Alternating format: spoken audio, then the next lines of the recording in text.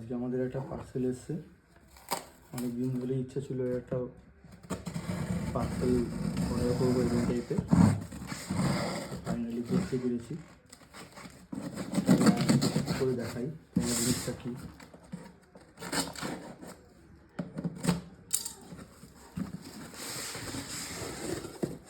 এটা হচ্ছে একটা বারবিকিউ গ্রিল আছে ছোট্টোর মধ্যে, যেগুলো বাড়িতে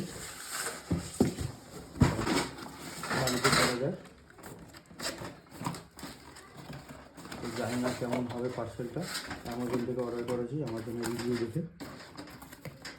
এটা 4 স্টার রেটিং ছিল, সম্ভবত 4 স্টার রেটিংগুলো ভালোই আছে প্রোডাক্টগুলো। হচ্ছে প্রোডাক্টটা,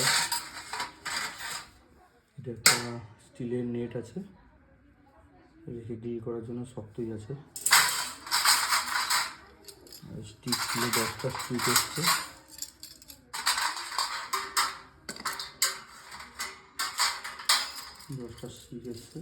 সাইজ ঠিকই আছে মোটামুটি। ছোটো টিক্কা তন্দুরি টিক্কা করলে 6 পিস এসে যাবে। আর একটা রাবার ব্রাশ, রাবার খুন্তি টাইপের, একটা বাটার লাগানোর জন্য। এটা কীভাবে ফিটিং করে দিচ্ছি, আবার কীভাবে পরে জানিয়ে যায়নি। প্রথম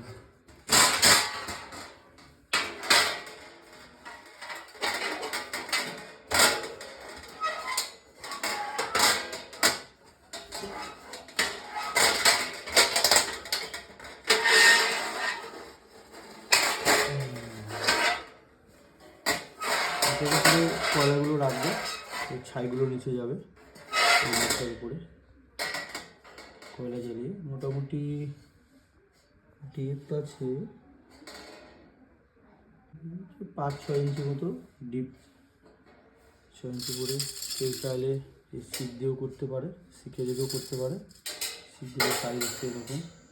শিকগুলো একটু ছোটো হয়ে গেছে, একটু বড়ো হলে ভালো হতো। অথবা নাহলে নেটটা দিয়েছে, শিকগুলো যদি কেউ না করতে চায় নেটটাকে এভাবে দিয়ে তৈরি করে করতে পারে। তো আজকে আমরা এটা ট্রাই করবো বাড়িতে, তার জন্য এই সরঞ্জাম রেডি আছে। চিংড়ি মাছ নিয়ে এসেছি, এদিকে ভেটকি মাছ ছোটো থেকে নিয়ে এসেছি। চিকেন ফ্রিজে রেখেছি ডিপে, বরফ পাথর রয়েছে, এখনও ঠান্ডা হয়নি, নরম হয়নি। এদিকে সব মশলা দিয়ে মেরিনেট করবো এখন, জানি না কতটা কী হবে।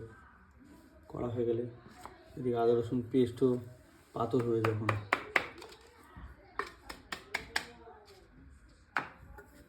যখন করি আমরা সব রেডি করি। আর একটা প্রোডাক্ট ছিল এটা যতদূর সম্ভব হ্যান্ডেলটাকে এটাকে অ্যাটাচ করার জন্য, যত সম্ভব হাওয়া দেওয়ার জন্য।